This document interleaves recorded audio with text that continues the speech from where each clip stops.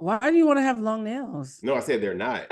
I'm about to say, why are you chipping your fingernails? Because doing all That's this cooking, so when I'm washing my hands and the nail bed get a little soft, and then I'm yeah. turning around and doing stuff, it's just like chipping. They're becoming brittle. Chef life. There Well, you go, brittle. well, I would say this, friend, please make sure that you have like a Eucerin or something because once you hit 35 and up, your neck and your hands tell on you. Oh, you talking about moisturizing? Yes. Oh, I do Yeah. that regularly. Because I saw somebody, she looks amazing for her age until you look at her hands and it's like, oh, it's like a jump scare. Look, if you see me And fluffing his hair out, I'm just using some of this oil to moisturize. I feel like I want to jump off and not from her hair. I Look, we literally want got to jump off and get some hand cream because every time I think about her, it breaks my heart. Which what's so funny? I've been going on these tangents online about how please stop telling me I look young for my age because I've noticed y'all lying to people. And Uh-oh. I don't want to be I don't know if anybody's lying to me, so don't even put me in it. I don't want to be in it no more. Because there was a lady who she was 50 and she was a sexy 50, but people told her she looked 30. And I was like, when? When did she look 30? In 1997? So ever since then, I've been very paranoid about people telling me I look young for my age because I'm like, I don't know who's lying. I don't know who's telling the truth. Let's just skip this whole part. I go to dinner last Y'all night lie to with me. Jeffrey. You want to be lied to? Yes. You want to be you want to be the delusional 50-year-old who looks 50, but who is waiting for people to tell him he looks 35? I mean, I'm not waiting, but if you feel inclined to say I look younger than, by all means. You wouldn't be embarrassed to know that they were lying to you? No. Wow. How about you, Lulu? Because I didn't ask them to lie. I just about want you, them to Lulu? say I look good. Like I just look good. You don't have to say you look good for your age. Just feel like you look good. Thanks. Thank you. And you don't have to say I look 20 either. Just say I look good. Yeah, You know what I it's mean? fine. It's fine. I 20 never. something. See, here's the problem. The reason why I'm trying to wean myself off that compliment is when you hear something a lot of times, you subconsciously start to expect it. Oh no, I never expected. No, it's subconscious. Here comes Jeffrey not believing subconscious again. It's subconscious. So well, no, I never expect people to try to guess my age. That's always I don't know. That's your conscious friend. That's still your conscious. So what happened was I was introducing myself at some meeting I was at, and I could tell that everybody in the meeting was under 30 except for me and the founder. And they were all reading off their resume. And I said, I had worked for a place that somebody else had introduced themselves working in. I was like, well, I worked there 21 years ago. And without thinking of it, I said, I know, it's hard to believe. And I was like, bitch, what if it's not hard to believe? See?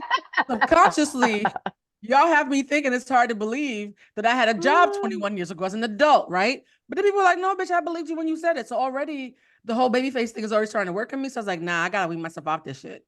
Because one day a little Gen Z or Alpha's gonna be like, bitch, we believe you. And I'm gonna cry. Well, we see how the Gen Zers are aging. That's something that's been. They look older than They're us. pushing back. They're pushing back and saying that we're lying and we all look old. Well, you know what? It's not a blanket statement, but a lot of y'all niggas do look older than millennials.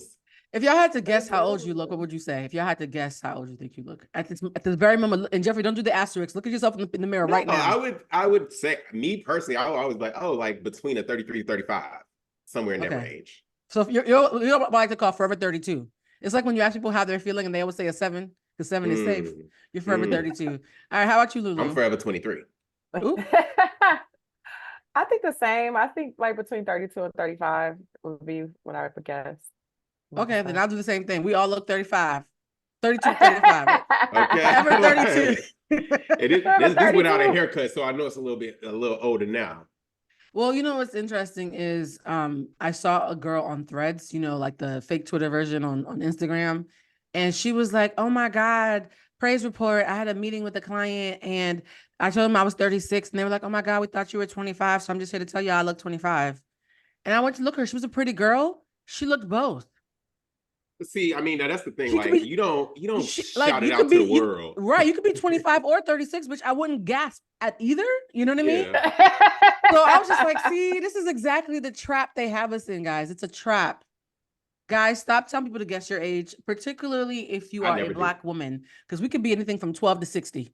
Yeah. And that's the worst thing. Like, I hate when men say guess. When it's how old are you questioning? Men, oh, guess. No. It doesn't never bothers me when women do it. Like, for some reason, it's fun. Because you're not sleeping with us. It's just, no, even the ones I'm not interested in. I'm talking about older, like teachers or anybody, people I have no interest in. When a man does that, it grinds my gears, in the words of Peter Griffin.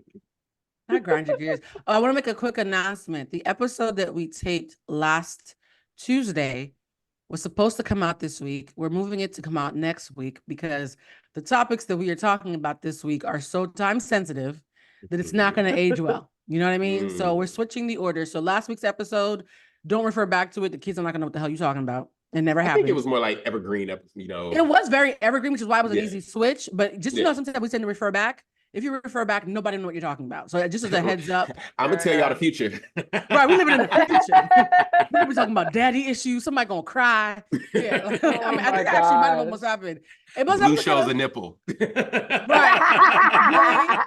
I think at some point you guys have to help me do a real thirst trap because thanks to y'all, I keep getting DMs saying almost blue. This was almost thirst trap. And I was like, I never, no.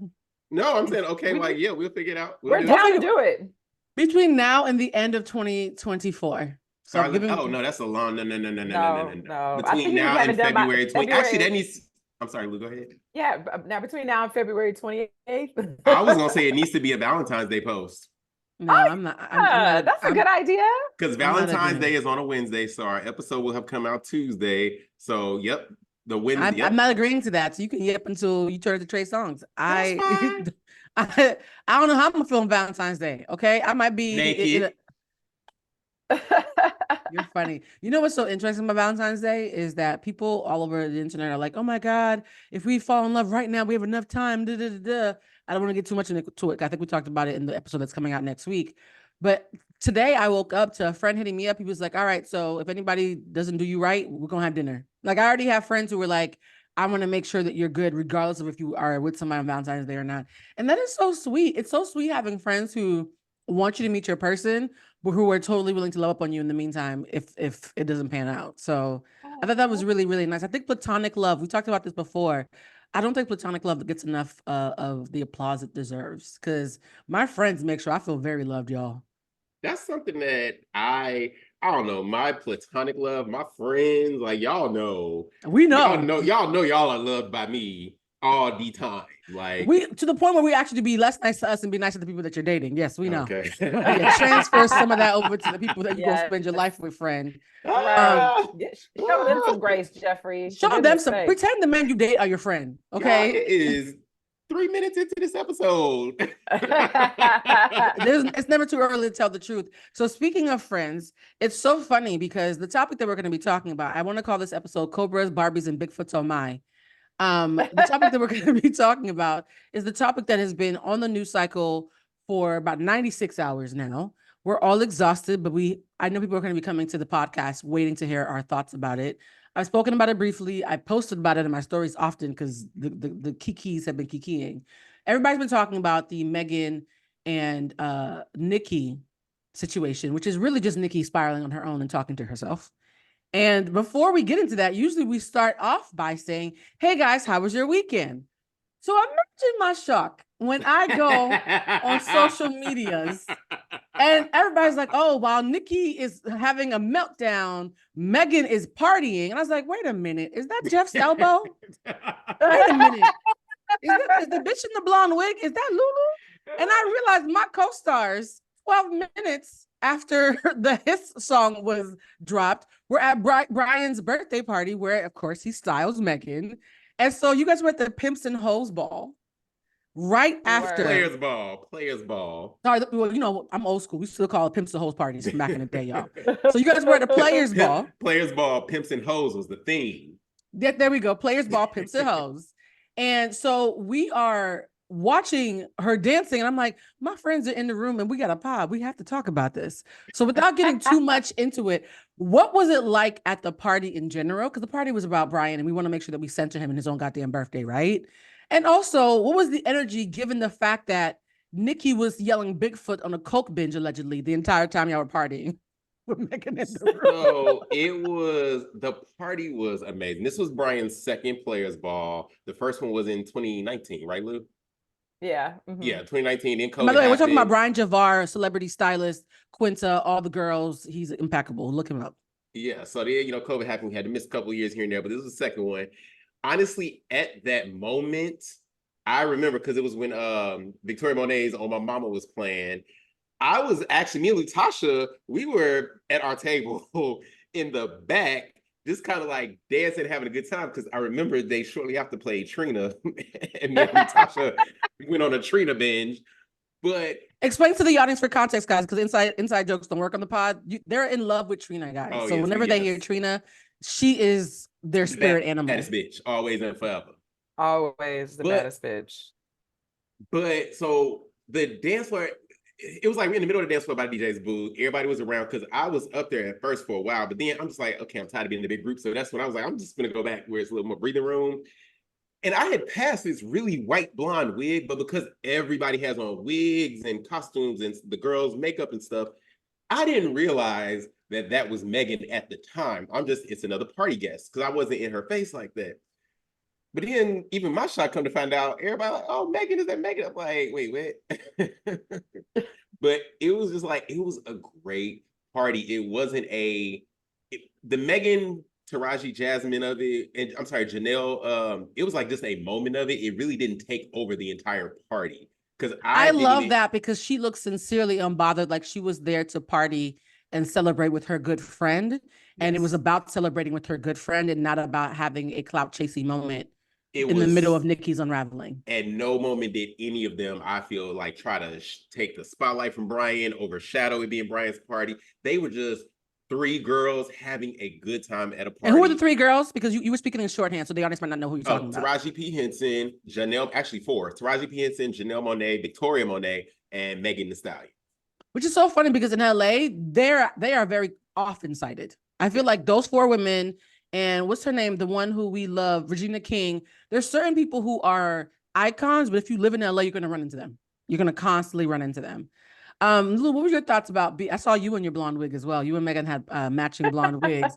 What was your thoughts around the party? Because as this is happening, I don't realize you guys are at the party, and I'm on my couch just sending y'all stories for the pod, not realizing that you're in the room with the person I'm sending you the stories about. I feel like it's one of those things. If you were like not really paying attention, you wouldn't have known it was her because we're like all in costumes, like everybody's just chilling.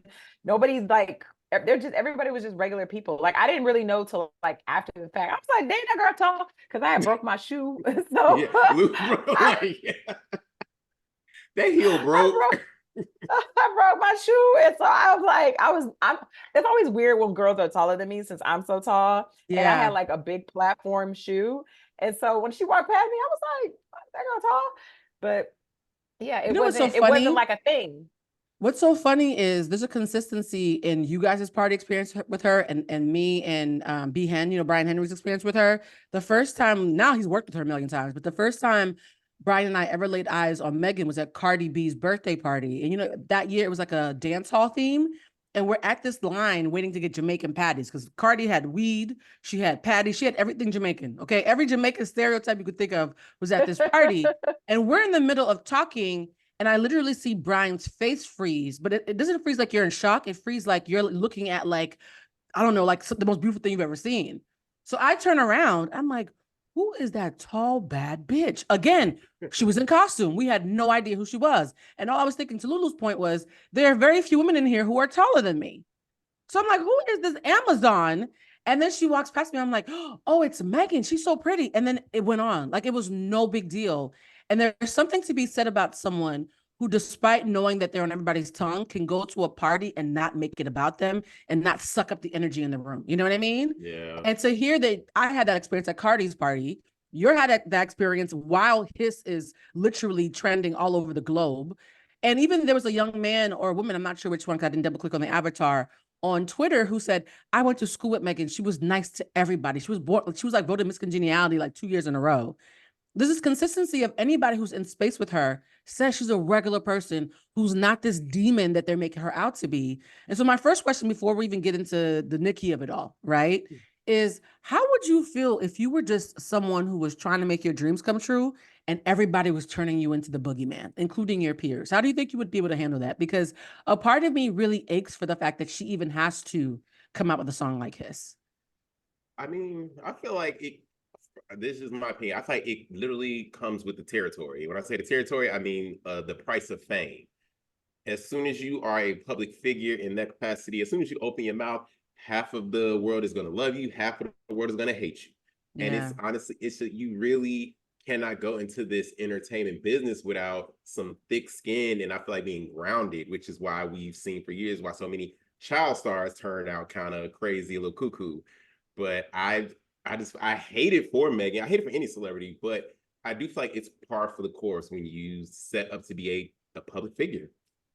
I used to believe that until I talked to Jason about it. Jason pointed out that there's some faves who get to skip it. Issa gets to skip it. Quinta gets to skip it. There's some people who are picked as favorites and they do get to skip it. So it's not as, even the J Hud thing, right? He mentioned when he talked about J Hud and he made that comment that I completely understand why people were really upset about it. He said, I made that comment calling J Hud illiterate and I get why people are upset. I also know there's a whole list of Black women I could have said that about. Y'all wouldn't have cared. There's different rules for different people. Yeah, but it's a couple things to that point, like the Issa and the Quinta hate. The thing is, it's quiet. No, lack of hate. Like it's not loud hate at all. Well, no, yeah, that's what I'm saying. Like but it is people. If you ever like go through the hashtag insecure, Abbott Elementary or anything, there are people that completely dislike for no reason, literally just find something to hate them about. So the hate is there. It's just not as loud. And for a person like J Hud, I always say Jennifer Hudson, the worst thing that happened to her was one of the best things, her losing her family like that. She is America's sweetheart. Like, you cannot talk bad about Jennifer Hudson because that girl lost she didn't lose like one parent or a cousin. She lost her family. I don't think that's why she's getting grace. I think she's getting grace because she's considered a non-threatening country bumpkin who we saw evolve. She's from Chicago. No, let me finish. I was just about to say. No. Let me finish. Like, you guys are talking about facts. I'm talking about perception. So that's very different. As somebody who's had to write about Jennifer Hudson like consistently, I'm clear about what I'm saying. There is a category of women who are seen as non-threatening because they have what I call the Fantasia effect. They're seen as endearing country bumpkins who don't always articulate in the way that we would consider like a thespian, like a Sheryl Lee Ralph. And because they're so sweet and around the way girl, we immediately don't feel threatened. And so we root for them because they're non-threatening. And I think J Hud being non-threatening is actually the reason why she gets that grace, not because of what happened to her. Because think about it. Again, Megan was shot and they actually hated her more, not less because of it. I think there's some people who are, and we talked about this before, anchovies and vodka, right? Mm-hmm. There's some people who, no matter what happens to them, they endear people. And there's some people, no matter how nice they are or how horrible their circumstances are, people are going to always want to target them. I agree with you in the non-threatening part, but I really do think, because also Jennifer Hudson was on American Idol before social media was what it is today.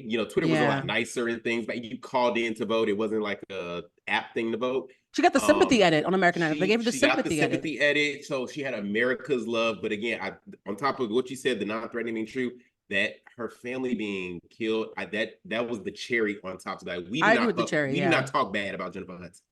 I agree. And Jason learned that the hard way. How about you, Lulu? What do you think about what it must be like for someone to be in college, barely old enough to drink? Your mama just died. Your father's passed away. And now you're famous and everybody in the world is aiming at you. And you're 5'10", so you're impossible to miss physically. I think that I agree with Jeff. Like a lot of times it does come with the territory, but I think the tough thing about Megan's situation is because she doesn't have her parents and her mom, she doesn't even have like an anchor or somebody who like really knows her and cares about her like completely, thoroughly, like unconditionally, just to like bounce some shit off of. Because people are always going to say stuff about you. Like, I think I told you, Blue, when I was in college, this guy lied on me and talking about we was doing all kinds of nasty stuff and I didn't even know his name. Doing the nasty. Y'all was being real nasty stuff. Real nasty. He was in your hot pocket. He said he was showing up with a backpack. backpack. We're gonna get into that. I should have pegged his ass. I mean, he might have been into it. But you can't really get involved in what people are going to say because people literally will say literally anything, and people love to believe negative stuff about you. They love it. They cannot wait to believe some bullshit that somebody said to knock you down a peg, like to make you feel bad. If you're getting too much love, people hate that. People, they want to believe all the negative things about you. They want to believe you're a hoe. They want to believe that you're evil. They want to believe that you lie. Like, they're like, yes, please give me all the bad shit. So And you just can't, you really cannot get emotionally involved in stuff like that because you will not be able to get out of bed every day because people just gonna be making shit up. People literally, and especially now with social media and Twitter and all this stuff, you don't even gotta say that shit to their face. You just type it on the computer and then go about your day. Ain't nobody gonna confront you. Ain't nobody gonna come up to you, say anything. Like a lot of these people ain't been punched in the face and it shows. Yeah, I agree.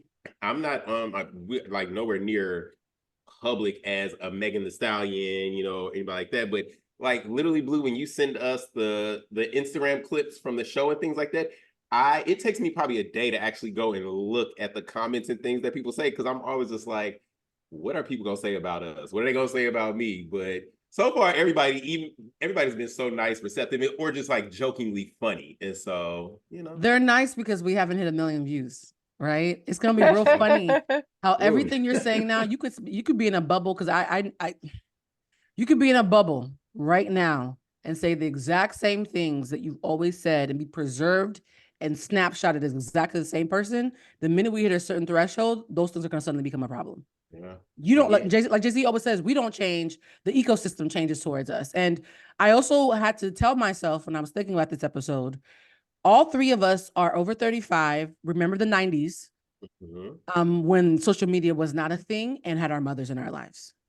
And so there's certain things that we can cavalierly say, oh, you know, it just comes with the territory, that she is not equipped to receive in that way because she only knows the world like this. Yeah. She doesn't have to Lulu's point, the guidance and the grounding that we all might take for granted, that we can call our mamas and cry a little bit and say, that girl's just jealous of you. Don't fuck her. You know what I mean? Like, those quick phone calls, I don't think we fully recognize how life-giving they are until we meet somebody without a parent who can't have those phone calls, who can't be, I tell my friend this all the time. Like, there's nothing that is more amazing in this world than being an adult who gets to be somebody's baby. And Megan Thee Stallion, hold on for a second, I just want to land this. Megan Thee Stallion will never experience being someone's baby while being famous. And that absence in itself is why what Nicki's doing feels so extra fucked up to me, because Nicki just lost her own father, but at least she got to be an adult to have him in her life. Megan never got that. What were you guys about to say? I was gonna say, and listen, when the bullying and jokes continue at home by cousins, uncles, and sometimes parents, you get a tough skin that you just, you know, you carry into this world. Now everything is so anti-bullying, and you know, it's just a little different. That's still fellowship though. Like, even having a cousin to bully you, like what we call bullying, like just even having people to even have that back and forth with, the absence of that is actually very painful. Yes. Yeah. It's really sad. It's really sad to me for her. And that's it's just like, to me, it also just made Nicki like seem so like a bully. And like, I'm like, why are you so hurt? Like, what's going on? Don't you have a son? Or should you be busy? Like, why are you going out of your way to harass this young lady? She didn't do nothing to you. Well, she had the audacity to do a record with WAP with Cardi B and break records. How dare you eat off of my enemy, I guess is all it took. You know what somebody posted? Somebody posted screenshots of their ages. Nicki's 41, Meg is 28. And I'm remembering back when, because, you know, me and Nicki are in the same age bracket, when Nicki was saying, I love little Kim, why won't she make space for me? And then went on to be the very thing that she's always accused Kim of being. And the mean-spiritedness, as somebody who's had to work in the news, I personally have had an issue with stomaching Nicki since I saw that she not only was paying for the legal defense of her brother, who was accused of raping and sodomizing his 12-year-old stepdaughter, she also told the judge, allegedly, but there's court documents who can substantiate this, she told the judge that the 12-year-old girl was fast as a way to almost say, like, you know, she a whore anyway, so what's the problem? Then she harassed, allegedly, I'll say that again, just to be journalist, have journalistic integrity. Then she harassed not the first or the last alleged sexual assault victim of her now husband, Kenneth Petty. And the lady literally said, I had to listen to hours and hours of footage and video from this woman when I was covering it. The lady literally said her daughter was at a club and somebody came up to her and said, hi. She's like, what's up? And they're like, we have a message from Nicki. Imagine going around your day and there's random ops at parties and events on behalf of Nicki Minaj and Kenneth Petty telling you need to take this money, shut the fuck up. Like, Nicki has done things that are so disgusting and anti-woman that when she goes on her crusade against misogyny in the music industry, while actively, according to people like Remy Ma, saying if you have Remy on the docket, I'm not going to perform, and making sure that Remy doesn't have food to eat to feed her family. It's hard for me to jive with that. And for years, I was like, working in the news makes it impossible to like Nicki Minaj, right? It makes it impossible to read court documents, listen to the audio, see the footage, and like her. But I recognized that I was a non-vocal minority. And so I was keeping it cute. And then Pink Friday 2 came out, and, Fuck the Club Up is like my gym anthem. And I was like, well, you know what? It's been some years. I've forgiven Chris Brown. Maybe she's evolved.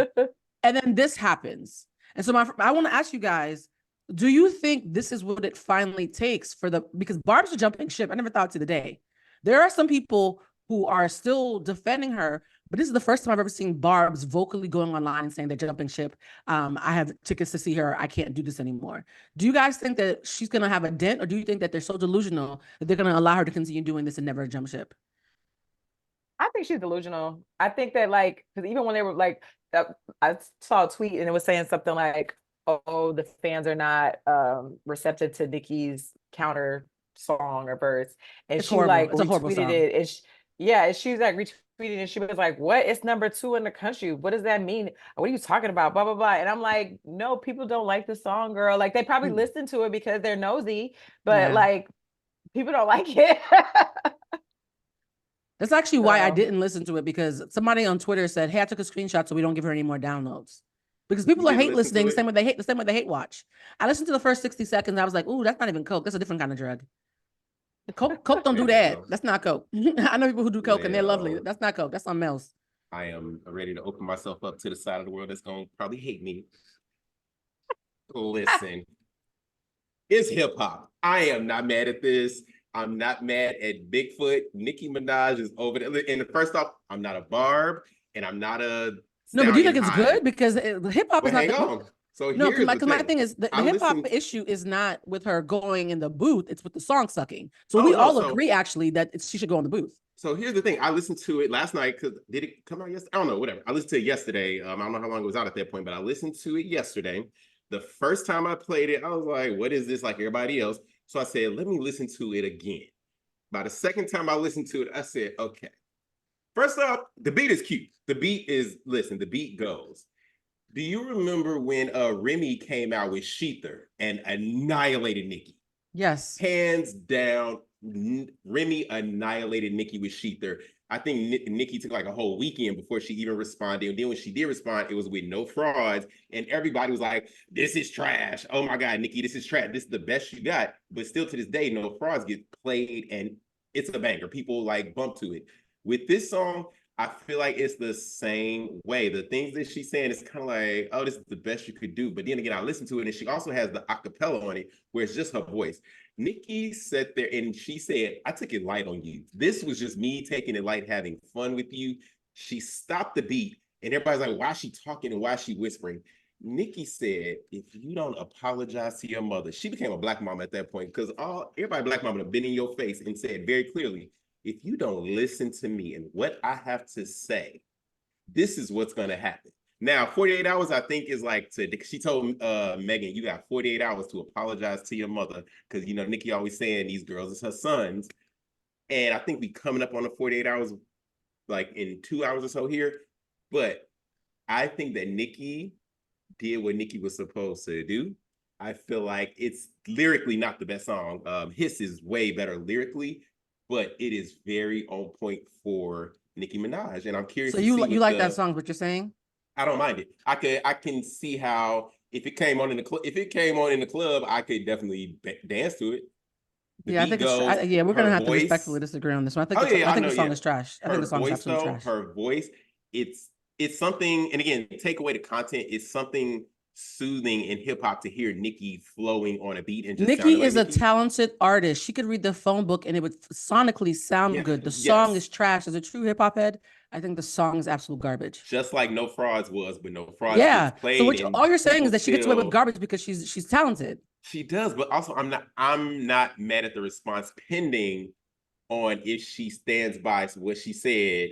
If you don't apologize, which I don't think Megan should apologize or is going to apologize, So where's the Part two is accountability gonna for be Nicki? So worse. we understand that you're gonna stand for her to some degree, regardless of what. But where's the accountability? What are your thoughts around her actual actions? So I was trying to figure that out because I was like, Nicki, as soon as she said, not on the song, but on like a tweet video or something, she tweeted and she's like, you better conjure up your mama and something. Did you see that one? Yeah, it's disgusting. That's where I was like, oh, I was like, Nicki, you took it too damn far. So I was trying to figure out like, where did this beef start? Like you pointed out earlier, she did WAP. Megan did WAP with Cardi B, which was a point for Nicki, probably sound like her. But even when she released Ruby the Sleaze, all she said was, I ain't fuck with horses since Christopher Reeves, talking about Megan. Now, Megan, and I love his, I like his, but Megan came on his and came at Nicki's husband, who we all know ain't shit and did wrong. X, a convicted sex offender in the law. Exactly. Yeah. But Nicki's diss was just targeted at Megan. Like, I ain't fucking horse since Christopher Reeves, talking about Megan, Thee Stallion. Megan came from her family. And Nicki said in her what's it called? Bigfoot. Oh, she came in Bigfoot. And she's like, you want to talk about families? We will talk about families. I wasn't so you talking think, about but pause for a second, because I think that's a false equivalence that to me lacks nuance. Is a sex offender is not coming for your family. That's somebody you're talking about, somebody who's a danger to everybody else's family. It'd be one thing if you said, oh, your husband's bald headed or he got a small dick. But the fact that he's a public menace. Oh, she said facts. Yeah. So my thing is, I don't think that's coming for someone's family. Like Lulu, if you married a sex offender, me bringing that up is not the same thing as you talking shit about me getting shot. Because in one instance, I'm talking about a predator. In the other instance, you're literally attacking a victim. They're not the same to me. And I really think it's unintelligent when we create those false equivalencies and just say family is family. No, a predator versus a victim are not the same thing to me at all. But what is Nicki supposed to do? Say, yeah, fuck my husband. Like, it's regardless of whether we agree. She could say nothing because her album was doing well. But regardless of whether we agree or not, because I think we all don't agree with the actions of Kenneth Petty. I think it's her husband. We don't agree with that. That's her. That's who she is married. That's who she loved for whatever reason. She has seen past it, looked past it. That is her family. That is her love. That is her child's father. So no choice but to defend him. Megan, I don't think she has no choice. She always has a choice to shut up. I don't think she doesn't have a choice. I understand. I'll say that. I understand why she came at it. And also, Nicki Minaj is on her fucking Donald Trump calling that girl Bigfoot. I'm sorry, Megan, but I laugh when I hear it because it's just like when he was campaigning, it was calling Hillary Clinton Crooked Hillary. At first, it was like, this shit is stupid. That's corny, Crooked Hillary. But the more he kept saying it, even to this day, I call her Crooked Hillary. And just like with Joe Biden, he was calling him Sleepy Joe. I'm like, Donald, is that the best you can do? But now it kind of sticks to Sleepy Joe. That big. So what would it take for you to admit that she's being disgusting? I think that she's being disgusting, but it hasn't deterred you though. So was Tupac when he said, "No, pause. Let's not move the goalpost. We're talking about Nicki and Nicki only. What would it take for you to say she's gone too far for me to stop standing on her and admit that she's being fucking disgusting? I ain't standing on her. I like both women. I found liking. I don't think we get to do both with this because what Nicki is doing is she has a history of publicly and financially supporting sexual predators while crying about misogyny and attacking victims of violence. Yes. So for me, we do not get to move the goalpost. My question is, she's done a lot of heinous things and you're still applauding her ability to sonically sound good, doing spoken word. What would it take for you to be put off by her is my question. For Nicki to have one of these girls chained up in her basement and like again, as someone who's on the outside, because I look at it as if this was my brother, Latasha, if that was Daniel, and we know the things that they are being accused of, X, Y, and Z, it's just like, oh, you are stuck in such a rock and a hard place. Like, that's her husband. You didn't have to respond. Yeah, okay, so then you're gonna sit, and again, it's all about Beyonce does it every day. It's Beyonce all about fanfare. It's all about X, Y. Well, Beyonce responds differently. Carrie Hilson ain't worked in 20 years. Exactly. Exactly. Nicki ain't got that power. Nicki don't have that. I don't believe Nicki I disagree. That power. I disagree because Nicki's already used that power on people that have later come out. So I completely disagree on that one. But also, again, Nicki is a rapper. Hip hop beef is a little different than R&B beef. Like, I have to respond on wax. I got to get in the booth and I have to respond. I just think it wasn't really that clever. Like, I mean, you talking about I got shot, like everybody fucking knows that girl. Like, it was a whole thing. He's in Did you jail listen now to the because song? he shot I me. think the bar's on the floor with Nicki. I think the arguments that I keep hearing like this, they're applauding laziness. Like the things they're applauding to me are not captivating. They're not because I'm the kind of person where if you are a horrible person, you do something clever, I'd be like, damn, that was clever. Nothing I saw this weekend was even mildly clever to me. It was all cheap and dirty and lazy. It was a couple of things. If you listen to, because I had to listen to acapella, because when you listen to the music, you kind No, of no, miss I some read her things. tweets But because literally what you're talking about were tweets that she made during her rant, and then she repeated them on the thing. So again, you're not even being clever. You're recycling your own shit from yeah, 48 hours earlier. and she said, "Now look, I took it easy. I'm just playing with you on this one." That she literally says that in. I'm just playing. She listed it. Most people are taking from it. Oh, she talked about Nicki being shot. She talked about men that Megan has allegedly slept with. She said a lot of shit in that diss. If people would just listen, that's why I'm glad she put the acapella We out. listen. We just think it's lame. You said you listened to the first 60 seconds. It's a whole 3-minute I song. read the 72 hours of tweets. I don't need to have a PhD in Nicki Minaj to know that I think she's a I'll, disgusting human being. I'm gonna let I'll, Lulu talk. Lulu, give your opinion real quick, because I don't want to keep. I don't want this to be because I think what Nicki's done is so reprehensible. I don't want us to keep on giving her accolades. I think the audience has heard your standpoint, and I'm not upset with Jeffrey. I am upset with the fact that we're so comfortable letting someone be this disgusting and using hip hop as an excuse. I do have an issue with that. Go ahead, Lulu.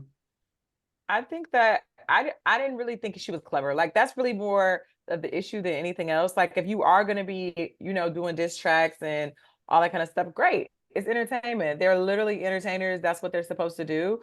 But it wasn't clever. It wasn't funny. It wasn't anything. I was just like, so like that's I think more my issue. If she was being disgusting and it had been clever, funny, or something, this would be a different conversation. She would be disgusting, but at least maybe she did a good job.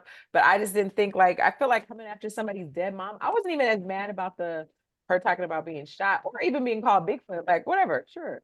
But like her talking about her dead mother, I feel like is a little bit OD. And you to what Blue was saying about misogyny and like you literally are protecting two people who assault women. Yep. But saying you can't mention my family, but you literally watched your husband ruin the lives of everybody else's family. I think it's bullshit. I'm sorry. I think that logic is stupid. I think the logic is lame. It doesn't compute for me. There's nothing that Megan has done and that I've seen do that even touches what Nicki's done as far as being a menace, like in a really heinous way. And the thing is too, if Nicki was a man, I think we'd be holding her more accountable. I don't think so. I think it would be different because also I think when and again I look at a lot of previous hip hop beats when Jay-Z and Nas was going at it back and forth. They both come out and said that they regret it. They both grown up and said years later, but at the time we let them battle out. Nicki is 41. Oh. Nicki is 41. Nicki is 41. I'm going to keep repeating that. Two young men. She's 41 and she has been, and this is not my opinion, but she is being since the release of what's the last Pink Friday 2 has come out. She is being listed as one of the best current rappers. So Nicki that's why this is disgusting. Nicki is looking at it as a rapper's point, not an age point. When Nicki came out, she literally attacked Lil' Kim for doing the very thing that she's doing. And the problem is because all Lil' Kim's responses were worse than how y'all feel about Bigfoot. They were trash. Okay, so this is how accountability works, right? So what's happening right now is deflection. If you say something is disgusting, you don't get to use somebody else's actions to be a hypocrite later, right? Like, again, I'm staying it on Nicki. Nicki has literally spent most of her career complaining about Lil' Kim's actions only to turn around and replicate them tenfold. It doesn't matter what Lil' Kim did. You're a hypocrite. You don't need somebody else to be a hypocrite. You just need to not listen to your own integrity and your own rules of engagement, right? If you say, I don't like people who cheat, and then you cheat on everybody, you don't get to tell me that he didn't hug you on Tuesday and that's the reason you cheated. You're still a hypocrite. And so this moving of the goalposts, the desire to keep making excuses for her behavior concerns me. It concerns me. It really, really does. I think on a human level, the fact that the bar is this low just because she's talented, I am concerned for our community and I'm concerned for the people who are okay with it. I really, really am. I'm not just now being, I've been concerned for our community and everything. This is just today's problem. I've been, so I'm with you on that. But it's been a long time coming. I mean, it's just, again, I'm just looking at the songs that have come out and I'm just like, I'm not mad at Nicki. I like Hiss. I like Megan's So you wouldn't be mad Hiss. at Nicki unless she assaulted somebody herself directly. That was your answer? What would it take? For Nicki to be on what? No, I'm disgusted by her. You're not as disgusted. Clearly, you said you're not mad at her. You said that repeatedly. Oh, well, and you're saying, and when I asked you what would it take for you to be mad at, because I really want to know what that line is. Like I really have disdain and a lot of confusion around what that line is for people who are still not there yet with her, despite how much she's showing her ass. Because I just understand where she's like, this is my fucking husband. I've gotta protect my husband. This is my family. This is my blood. I've got to protect them. Because nobody, even though we all know in the back of our minds, Nicki, your husband is X, Y, and Z. That was not the conversation until Megan just made it. Now the conversation again. Since I feel like it's been like that's 2 not or 3 true. years. I think it's been about no, 2 people bring years it up all the time. since, That's not true. People bring it up constantly. No, but now it's like your grandma is also talking about it. Everybody talking about it. Like it's like everybody, because Megan hit it. She hit that spot. Yeah, no, I don't think people ever stop talking about Kenneth Petty. You cannot go on Twitter and see Nicki get mad at Cardi or anybody without them asking, "Hey, do you still sleep with that sexual offender?" I've never seen them stop talking about it, to be honest. Megan didn't highlight, like it's constantly been talked about. The reason that people are talking about Megan is the cleverness of saying Megan's law. But Kenneth Petty being that was great, by the way, Megan. Yeah, Kenneth Petty being a sexual predator who's been convicted has actually never stopped being a topic in the social zeitgeist. Lulu, what do you think about people's aversion to still being discussed, like people who refuse to be disgusted by her even now? Because I really do want to, I really am trying to understand where people are dead on the inside on this topic, because it is a numbing of sensibility to see this and still feel nothing. And it's a lot of people right there. I have people who I respect, who I've watched liking Nicki's posts, and I'm like, ooh, that just tells me a lot about what your maturity is emotionally right now. What was your question? Like, what do I think? Why do I think about the people who are reticent to be disgusted by Nicki's antics even now? Me. No, actually, I don't mean you. That's where it sounded like it was going towards. No, I'm not passive aggressive. I can say it to your face. I've said plenty of things to your face. I'm literally talking about every single person who I know and trust, who I'm dismayed are still making excuses for her.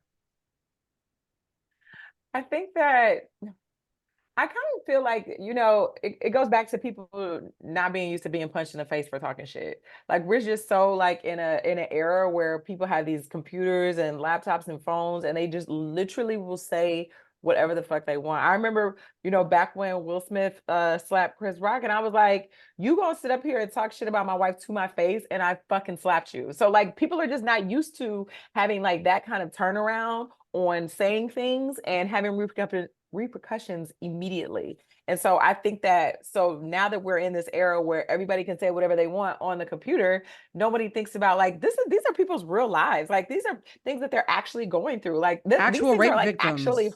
actually hurtful. So I feel like bringing up Megan's dead mother who didn't do shit to anybody is different than her just saying your nigga is a convicted sex offender, which is true. It's not like she said, oh, he's stupid, oh, he dumb, da, da, da, da. No, he actually was convicted of being a sex offender. So that's just like you saying, like, yeah, he got on a black shirt. His shirt is black. He's wearing a black shirt.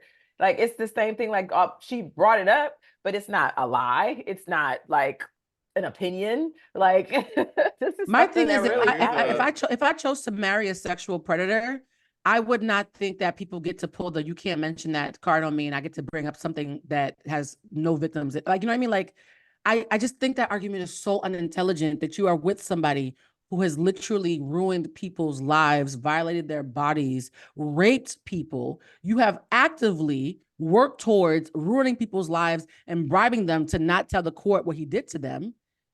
And you think that's something that's equitable to somebody who's lost her mother as a child. Like, to me, anybody who thinks that's equitable to me, there's something so disgusting about that. I can't act like they're the same thing. I'm sorry. I really can't. And Jeffrey, if you feel attacked, I apologize. I'm just disgusted. Like, it's not you. As somebody who does this work and who understands that this is not just internet fodder and it's real people's lives, I can't excuse this. I can't. The humanity, I mean, it can excuse it. And also, as somebody in her early 40s, I can't imagine seeing a young girl who lost her mother, who's been bullied by men in the rap game. And I've been in the rap game crying. I cry every time the Grammys won't even acknowledge me. So I personally understand how fucked up it has been to my mental, to the point where I'm taking perks and mollies and coke to deal with it. I've been fucked up about this for 15 years. Well, she sang about it, but fine, allegedly. I've been messed up about this for 15 years and get angry every time a man doesn't say, God bless you when I sneeze. And yet I'm seeing this girl who's been orphaned and bullied publicly, and I'm making fun of her dead mother and her assault because she mentioned that I'm with a nigga who hurts people's lives. I don't think they're equitable, guys. Like, I'm so sorry. I cannot be unbiased on this just because it feels inhumane. It's evil. It's dark-sided. I am not on team Nicki's husband, team Nicki's brother. You don't, but Nicki has funded both of them, though. We don't get to separate those two. My question is, Megan released Hiss. Is Nicki supposed to just, okay, I'll take it, I'm not gonna say anything. Pink Friday tour on sale. Is that what she's supposed to do as a an adult could do that? If I'm on the wrong side of history, here's the thing about circumstances, right? If you choose to be with someone who has caused harm, you have to eat shit a little bit. Rap aside, just being a fucking adult. And so my thing is, Jeffrey, if you were dating a convicted rapist, there's some shit you have to shut the fuck up about. You don't get to run your mouth and be with a convicted rapist. There's a price to that. And I think the problem is Nicki is making disgusting choices and refusing to pay the price. So the answer is absolutely the fuck yes. You don't get to be wrong and loud at the same time. What's that old saying? Strong and wrong, loud and wrong. Loud and wrong. You gotta pick one. You gotta fucking pick one. You don't get to be that wrong and that loud at the same time. Especially at 40 fucking 1 to a 28-year-old. I'm sorry, guys. I'm sorry. It's gross. Speaking of gross, let's do a quick pivot.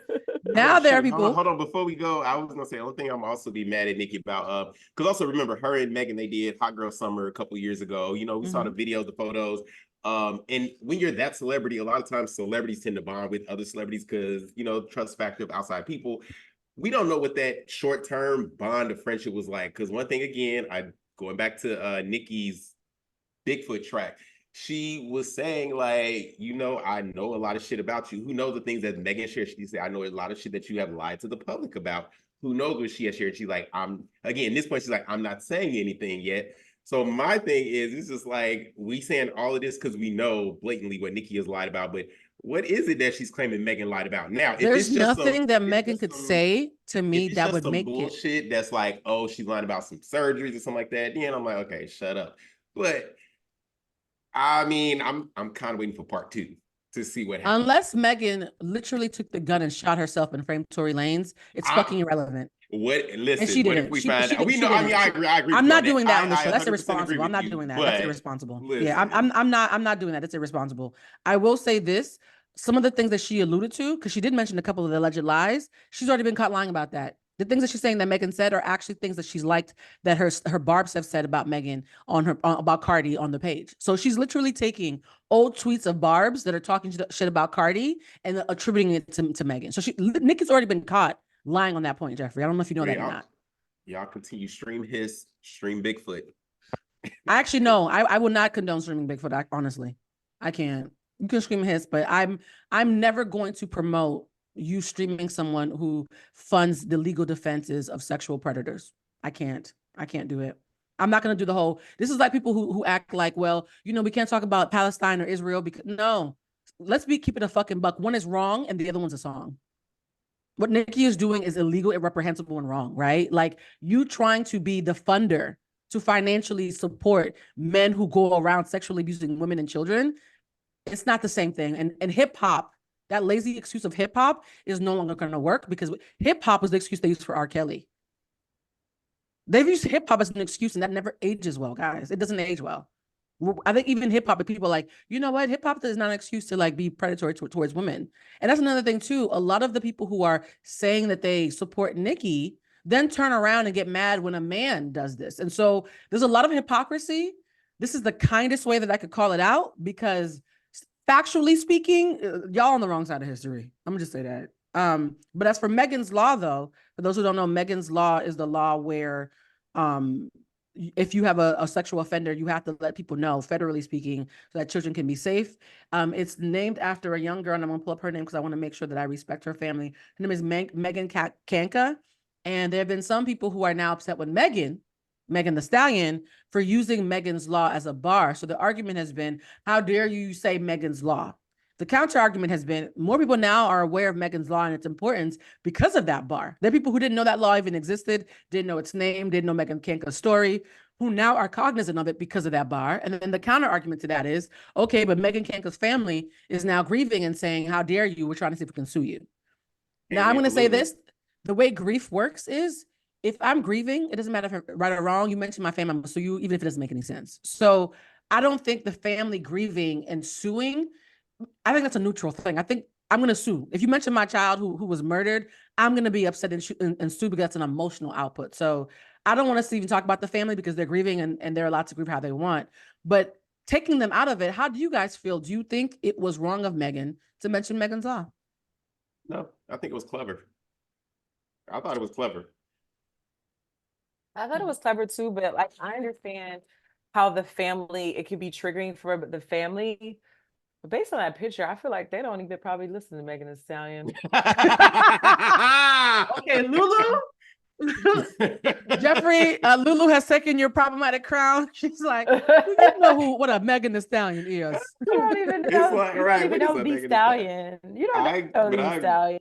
Right, I agree with you on that. Like, it's a law though. Like it's a law. It's in the law books. It's available public information. So yeah, what is the suit? I think it's, you said her name. I think it's insensitive, but it's not like it's not illegal. It's insensitive.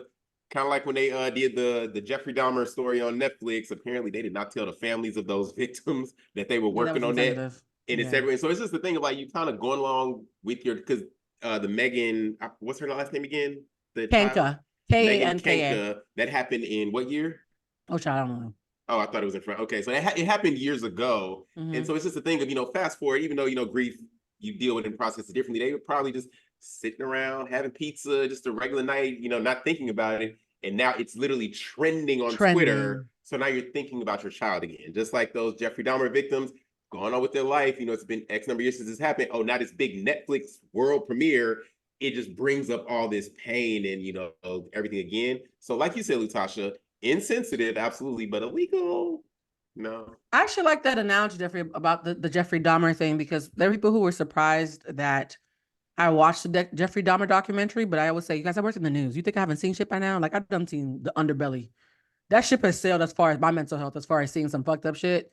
And I watched it because I wanted to critique it intelligently. I didn't want to just say I hate it. I know that I was suited to watch it and actually see it. And I will say Niecy Nash did an excellent job. But it was insensitive to literally verbatim. If you do a screenshot, it went viral. There was a screenshot of the victim's a Black sister in court having a meltdown, and the scene that they actually shot, it was like verbatim. Whoever did that scene, you could tell that they watched that scene and recreated it. So imagine the most devastating moment in your life, spot on, being recreated on Netflix for millions to see. That was insensitive. And it was still art, right? And I think to Jeffrey's point earlier, if this was just insensitivity and art, I would actually shut up. You know what I mean? If it was just that, I would actually shut up. I think it's because I know that Nicki is doing disgusting and heinous things in real life, and it's not just art, which is why I'm having this visceral reaction about her still being applauded. You know what I mean? It'd be like if somebody was like everybody's favorite basketball player, but they assaulted your sister. I don't care that he's the next Michael Jordan. I don't care that he's the next LeBron James. He assaulted my sister. Fuck y'all. You know what I mean? And so it's tricky when you're talking about rap, which is supposed to be combative, to your point earlier, which is supposed to be about beef. For those of you who don't know about the history of hip hop came from inner city kids in the South Bronx, Black and brown kids who did not have any money. And so they had to boast and manifest, before manifest was a word, how they wish their lives were, while talking about their struggles trying to get out of poverty through slinging drugs.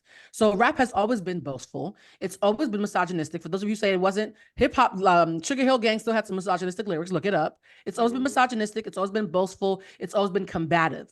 Those things, I understand sport. And Lulu's going to do our first sports breakdown today. But despite the sport of hip hop, at a certain point, and I think people like Young Thug and Gunna are teaching us, it becomes illegal, guys. It's not hip hop anymore when the law's involved. When they start using the lyrics, you're going to jail. You're going to jail. You're going to jail now. You're going to jail. Going to jail today. The first public, rap beef, at least to my recollection, was, I forget the group name, but Roxanne Mm-hmm. And then Roxanne Shante came, and did her thing as well. So, but that 80s beef was a little different. Well, for those who don't understand, there was a guy there was a girl from the Bronx named Roxanne Shante, and she was the only girl who was rapping with the boys. This guy came up with this really misogynistic song about how he was going to get some girl named Roxanne to suck his penis and all types of stuff. And she was so Roxanne Shante and sleeping with everybody. Right. It was a nasty, messed up. It tells you how rape apologists were early in hip hop, right? So Nicki is in a long line of rape apologists. She was like 15 when it happened. She was young. Yes. So he's talking about basically raping a young girl. So Nicki being a rape apologist is hip hop, unfortunately. It's illegal, but it's also hip hop. Yeah. To Jeffrey's point. But what I was going to say is Roxanne Shante, though, at 15, she went straight to the mic and bit back at him. And it's such a great job that we applauded. You see how that happened? Yeah. Nobody had any goons competing at the club.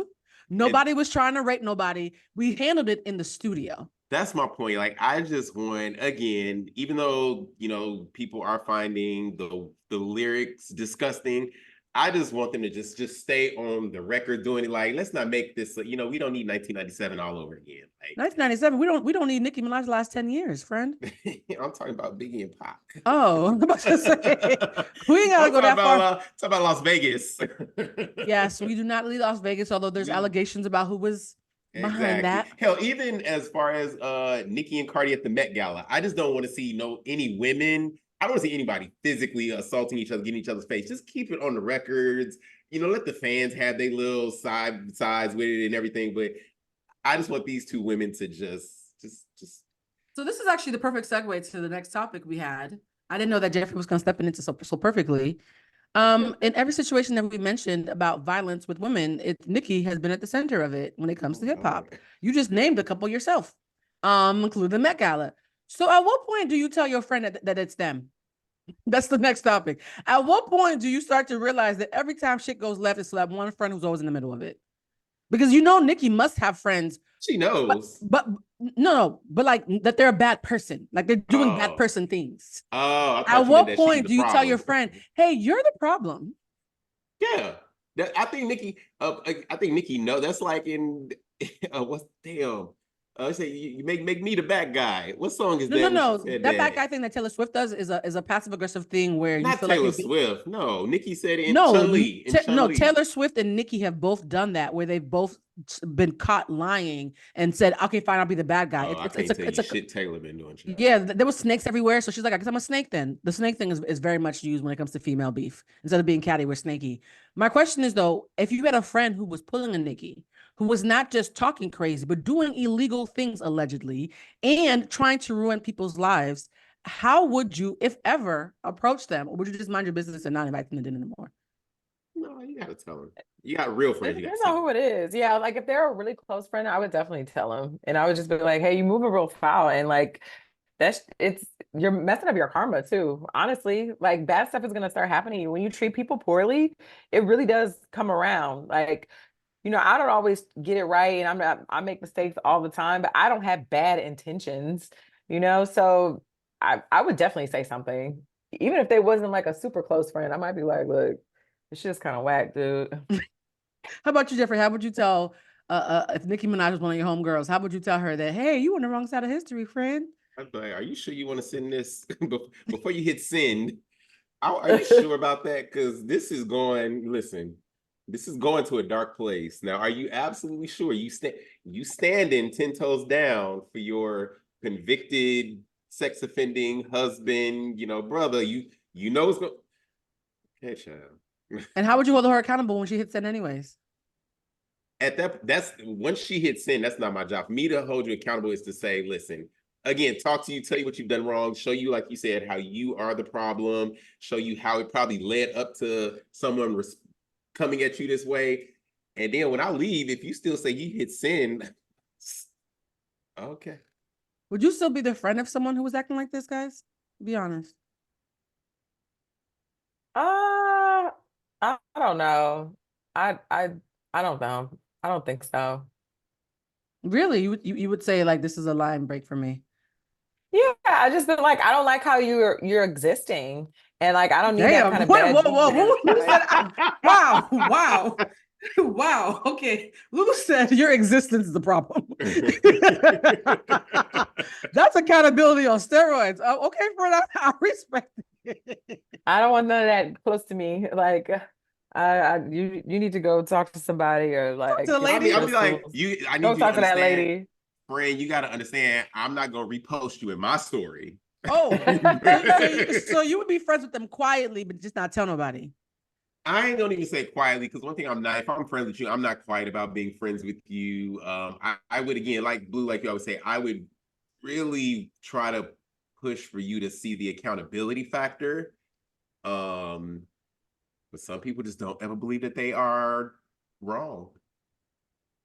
Some people like being wrong, and so if your And friend some like people being like me wrong, yeah.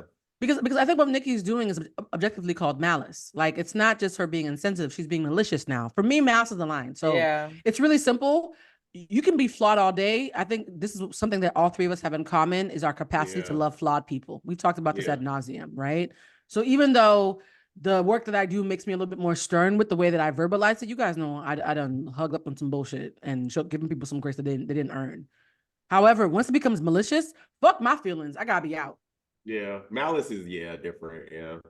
I think what concerns me is people who are watching. Who actually, Jeffrey, I think I know why this triggers me so much. The apathy to malice concerns me because that's the end of humanity to me. Once human beings are apathetic to malice, we're fucked. And I think the Nicki apologist to me represent the beginning of the end in that way. When someone can be that vaingloriously, that proudly, that cockily malicious, and it doesn't blip for us, something inside of us has died.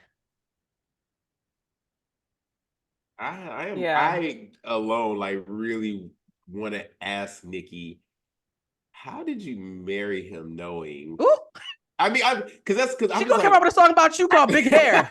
Nicki, I said I like Bigfoot. I like Big Bigfoot. Bush. I said I don't mind Bigfoot. I don't mind it.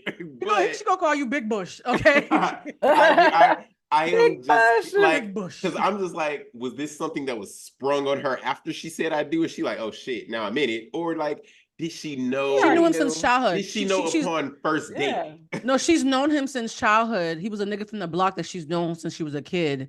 And she knew that he had cases against him, but he told her them bitches wanted it and she believed him, just like her brother. I'm curious to the, especially specifically the husband versus the brother. That's blood, who knows how close their bond was growing up and everything like that. Blood, that's something where I feel like people sometimes tend to overlook things. But he sodomized her stepdaughter, and Nicki said the girl was fast, so she didn't even not believe she believed the brother did it too. Because why you bring up she fast unless you believe it? Are y'all seeing this? Call a little. Okay, how's it? It was okay. Because you're doing a thumbs up. Calling little girls fast like makes me so mad. Like it pisses me off so much. Like it's crazy. Again, your brother anally raped his 12-year-old stepdaughter, and your response was she was fast. She don't even know what she's doing. She don't know. That's gross. That's really gross. At a certain point, got down the aisle knowing these things about that man. Like, how did she? Not like Meek Mill was the greatest, choice for her, but Meek Mill, it looks like Prince Charming compared to this nigga. I'm sorry. What I'm saying. How did you get as far as saying I do without like? I don't know. I mean, he's a goon for hire. She likes having bitches as her sons. She likes having people who will goon on her behalf. There was a young lady who was blackfishing. You guys know what that is? Mm-hmm. Yeah. And she was blackfishing. That was my favorite blackfish. No, not right. I mean, the fact that you have a favorite blackfisher, Jeffrey. Let him use you, Jeffrey. We're gonna pray over Jeffrey. So we're gonna have an intervention episode where he comes to the studio and it's just a therapist. It's just a therapist and Jeffrey. Ooh, that girl was my favorite stories from probably, I think it was at least in the last decade, child. Rachel Dolezal, and if y'all remember V. Stiviano.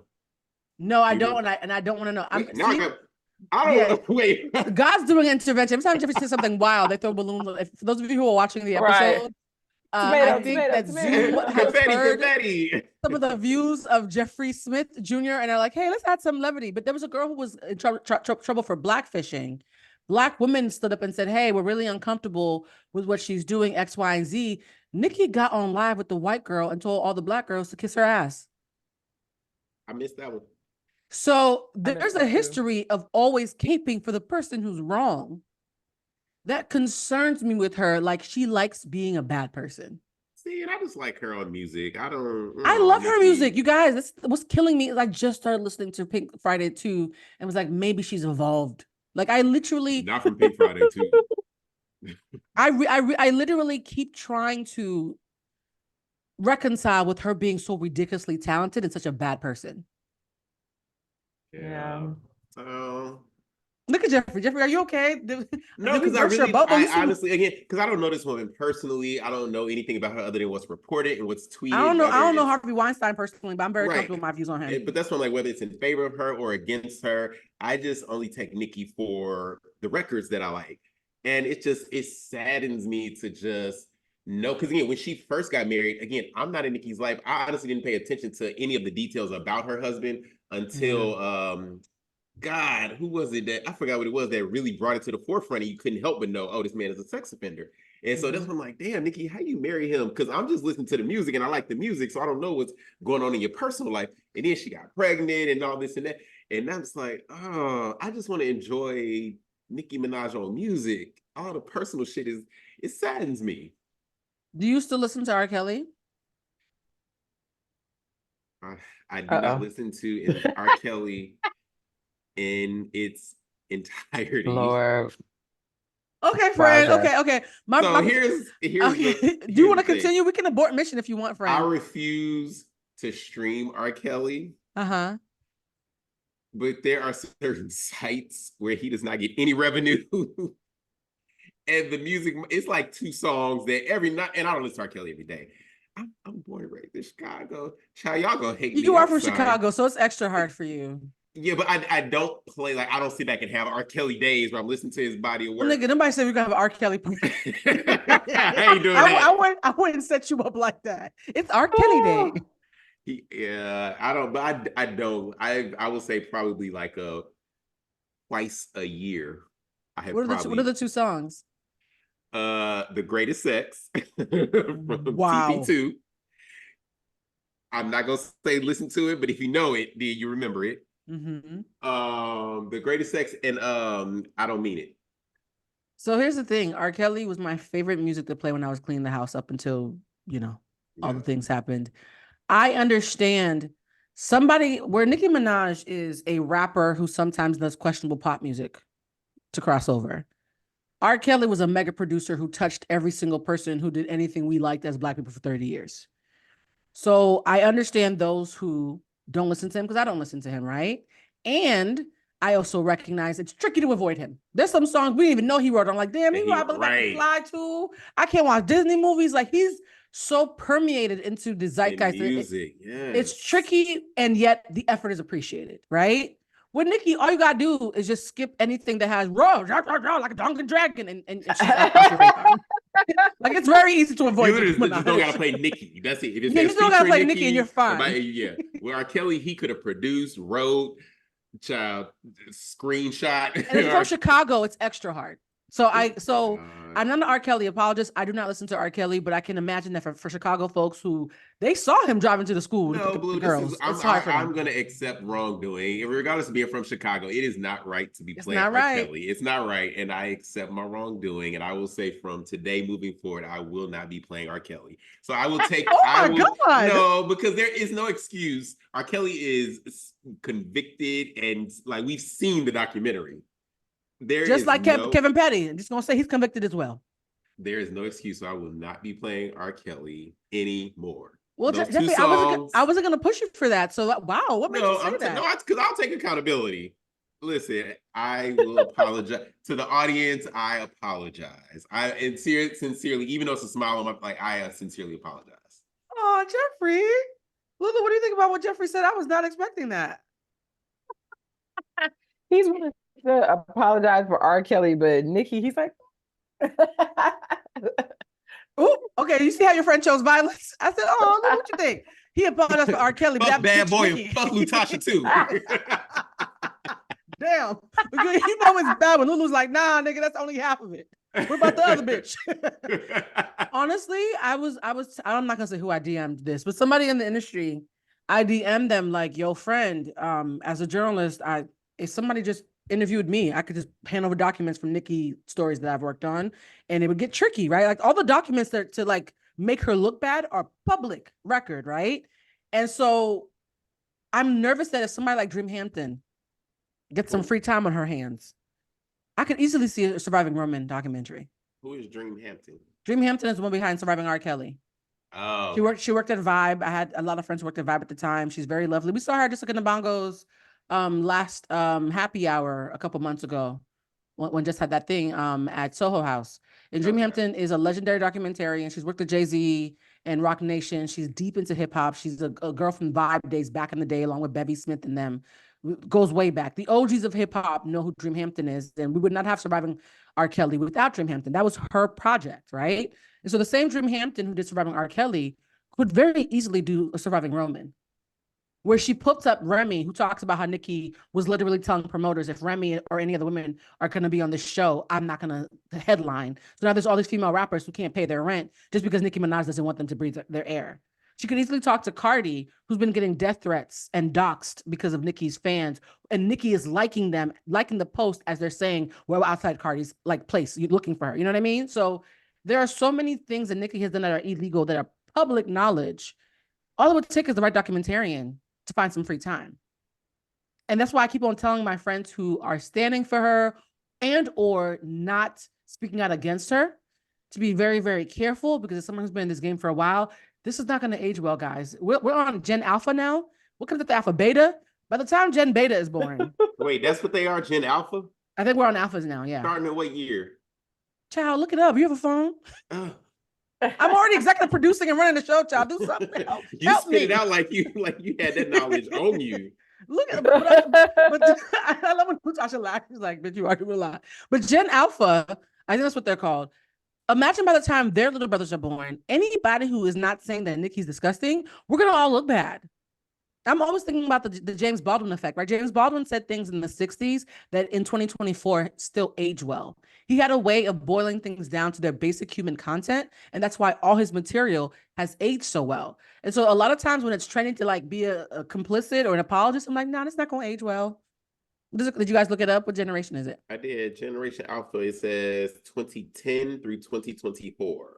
So if any of us had skipped birth control, Lulu, that would have been our babies. Yeah, we're on Gen Alpha now. That's crazy. It's really, really tricky. Speaking of women behaving badly, I did not expect that to be the theme of this episode, but something happened that I found out about recently. Can you guys look up the age of Dre and Michelle from Basketball Wives? The reason why I'm bringing up Dre and Michelle is former Basketball Wives star and swimsuit designer and resident OG baddie, Dre and Michelle. How old is she, love? She is currently 39 years old. She just turned 39 on the 20th last week. Okay. So they've been calling her 40. They just rounded up. 39-year-old Dre and Michelle has like a 21-year-old son and is now being called a predator because she's allegedly pregnant by 21-year-old NBA player Jalen Green. Now, this is Gen really Z, right? Is he Gen Z or he's Gen Z? So what do we think? Because we were just talking about R. Kelly. R. Kelly having sex with and potentially impregnating a woman half his age who barely is old enough to drink. We would have been like, ill, right? We always know it's kind of icky when men do this. But what do we think about this new crop of baddies who are being cougars in a predatory way and going to scout? They're scouting, like people who work in sports, who are scouting young men in the NBA and the NFL and whatever other sports are popping at the moment and trying to basically get knocked up by them for a check. Do we think it's predatory when these baddies do this to these technically legal but very, very green young men who have huge NBA and NFL contracts on the horizon? What's the player's name that Jalen Green. Jalen Green. I think that it is predatory, honestly. Expound, Lulu. I think that it's okay to date younger. Like, I think that, millennials, I'm a millennial. Since we are looking younger and we're old, we haven't found somebody. I don't think that there's anything wrong with dating younger, but dating somebody who's the same age as your son is a little icky to me. Yeah. Like, that's a little too far, in my opinion. Like, it'd be one thing if she didn't know, but I'm sure she did. And I think they are going younger because they're easier targets. The same reason why men do it. Exactly. I think it is. So I think your age difference. Yeah. your kid and the man that you're allegedly knocked up by being the same age, if this was a guy, we wouldn't even pause to call it predatory. We wouldn't even pause. Yeah. You got, That's a little gross. what do you think, Jeffrey? I feel like, sorry, go ahead, Lou. I mean, thought you were done. well, I was just gonna say that I was like, because I've dated guys who were younger than I am and older. I'm still dating guys who are younger, child. I don't want to be a hypocrite now. So I think that I feel like 10, 15, I think you should cap it at like 15 years. I feel like younger or older, in my opinion, because I think it starts to get a little icky after that, in my opinion. I think if you're under 45, anything more than 10 gets tricky. Because now you're like, is your brain even done forming yet? Like, what's happening, friend? Like, I have a 10-year cap where if you're more than 10 years younger than me, at that point, even if I feel predatory. Because now I'm your mama. Like this, I feel like I could have birthed you had I not used birth control at 13. I have high school friends who have kids your age who did not use protection. Shout out to my friend Ebony. She's been in the bar. My homegirl Ebony got pregnant at 13. If she could have been your mama, you are too young for me, right? And a 21-year-old, that's who with a big old bag of money, he is prime for the picking, guys. What do you think, Jeff? I think her getting pregnant. Now, if this was their first time sleeping together and it was a oopsie, that's one thing, but some tell me it probably wasn't. Her getting pregnant, that's where I'm gonna like falter on. But like the initial kind of going out with him or something, I am only because I'm speaking from personal experience where I've had two people lie to me about their age. Thank God they were over the legal age in real life, but they lied and said they were older, and I found out they were younger. I'm gonna try to give her a benefit of the doubt on meeting him. She might not have known how old he is. Jeffrey, I'm gonna give you some grace. You are not a career baddie who bags rich niggas for a living, and because these are celebrities who are worth tens and hundreds of millions of dollars, you're not being lied to. Everybody's age is Googleable. So everything that you said doesn't apply to Drea at all. Drea only dates that nigga. People who could be considered that nigga, she only dates the niggas with the bag, and the people that she's dating are worth hundreds of millions, and it's public knowledge, including their age. I get pregnant by him. I think, well, okay, same age as my son. That's interesting. I just think it's something that's always said about women. I don't know. Let her be a cougar, like, because I do also feel like men get away with age differences. It's because his age is 21 versus if it was an 18-year age difference of him being 30 and her being 48, it would be seen differently. But he would still at him being 30, it would be the same age as her son. But the question is about predatory, which is grooming. So the age, the actual age only applies for the predatory thing. Like if you're 30, nobody's calling predatory. Him being 21 is why the predatory conversation's been happening. But doesn't grooming, correct me if I'm wrong, grooming would mean she had been kind of like watching him since, before he got drafted and, No, grooming means that you see a young person with lowered capabilities whose brain hasn't fully congealed yet, and you know that they're green at life, and you use the inequitable power structure to groom them to have control over them because they're not your equal and you know it.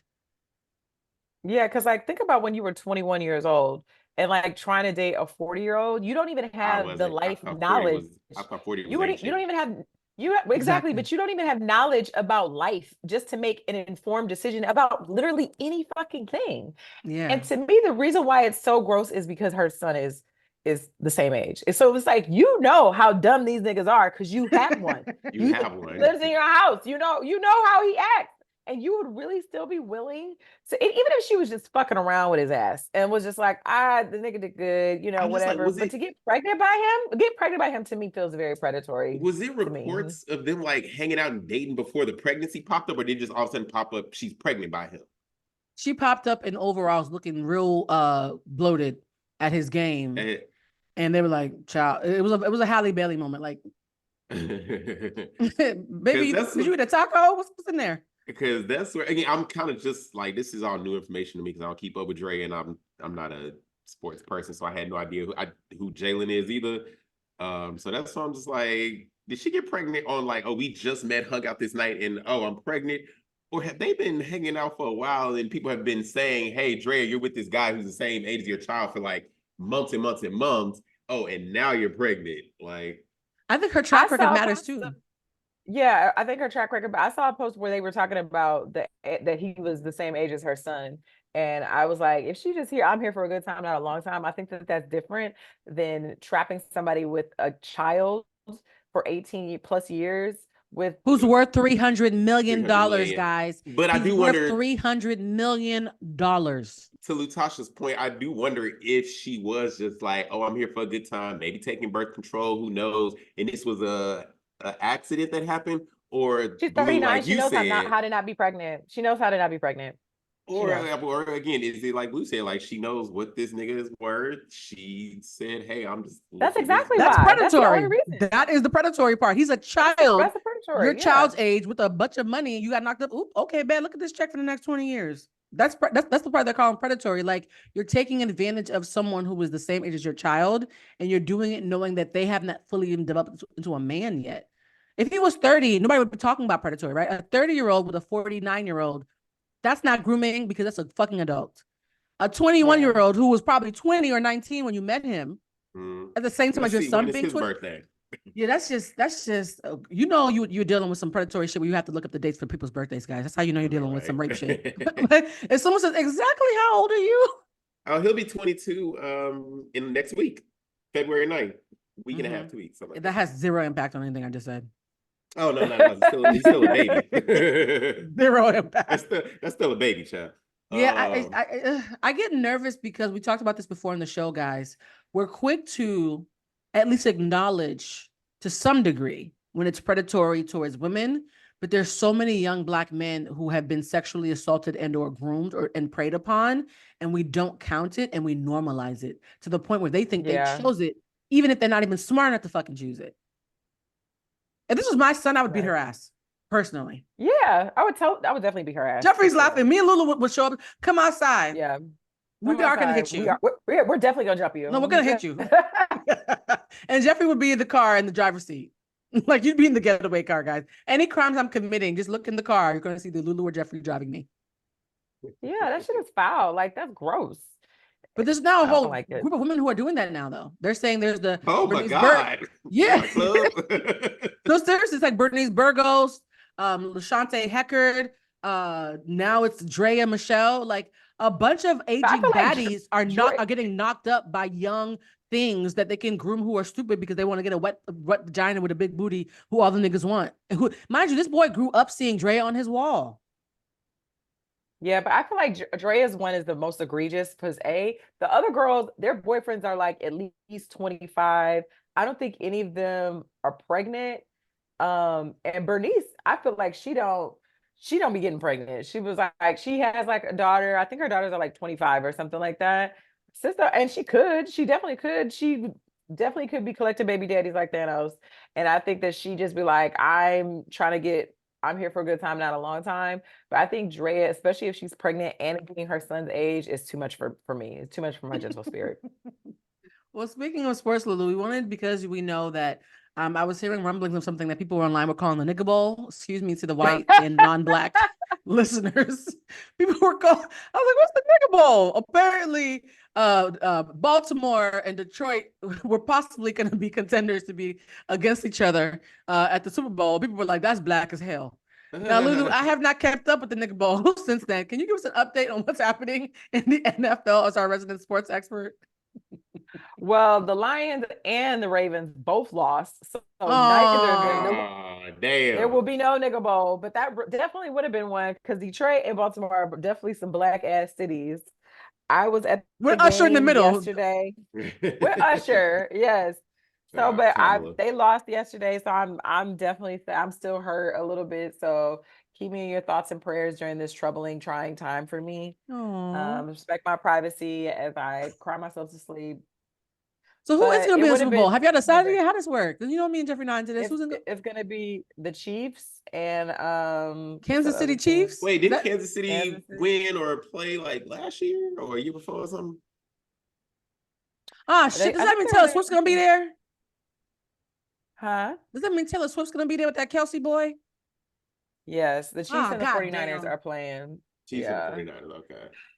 Okay, so and Taylor Swift is annoying as hell too. She's so annoying. So Taylor Swift and Travis Kelce versus who? The 49ers. The San Francisco 49ers versus Taylor Swift. That's how girl brain works for the Super Bowl. Oh God, that's annoying. Because did we not predict this? I need a crystal ball that we have show up every time a prediction I made was right. Did I not say back in October that I was concerned that Taylor Swift was going to try to upstage Usher on his Super Bowl? I mentioned this on the show that I was worried that it was going to be the Taylor Swift Bowl featuring Usher. I'm so annoyed. I'm so annoyed that actually panned out. I don't even know, like, it's crazy to me because like she's like one of the least interesting people I've ever seen. And I'm like, why does everybody love her so much? Is it because she's white and blonde? Mm-hmm. Not a fan. I mean, I ain't gonna say I'm not a fan. I don't, that's not my music. That's not my genre, what she does. But the people say that she makes good music. I've been in Target and I've heard Shake It Off playing. And it is like that little catchy jingle with like when you go to a dentist office, something like that.